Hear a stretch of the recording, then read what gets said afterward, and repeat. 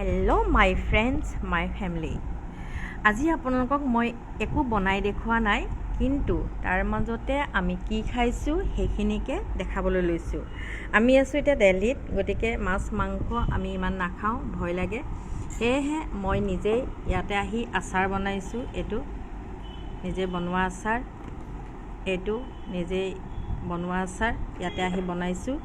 আৰু এয়া হৈছে বিলাহী, আলু আৰু লাওৰ চব্জি।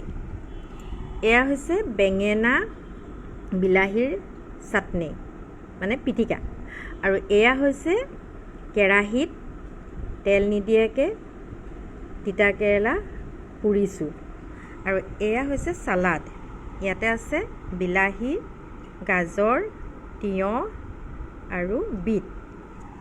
তাৰ লগতে এয়া তিতা কেৰেলা চব্জি, ইয়াতে আছে তিতা কেৰেলা আৰু আলু। এয়া মই লৈছোঁ ভাত, এয়া জলকীয়া, তিয়ঁহ, নেমু চব লৈছোঁ। লৈ পিনে এতিয়া খাম। কিমান ভাল লাগিব। এয়া মাছ মাংসৰো পাত্তা নাপায়। গতিকে আজি বনোৱাখিনি দেখুওৱা নাই, বনাই পেলাই কি খাইছোঁ সেয়াখিনি দেখুৱাইছোঁ। তাৰ কাৰণে আপোনালোকক ভিডিঅ'টো পঠালোঁ। আপোনালোকৰ যদি ভাল লাগে নিশ্চয় ছাবস্ক্ৰাইব কৰিব, লাইক কৰিব, শ্বেয়াৰ কৰিব। মোৰ আশা থাকিল আপোনালোকে যিমানে মোক উৎসাহিত কৰিব সিমানে মই লাহে লাহে আগবাঢ়ি যাম আপোনালোকৰ মৰমৰ মাজেদি।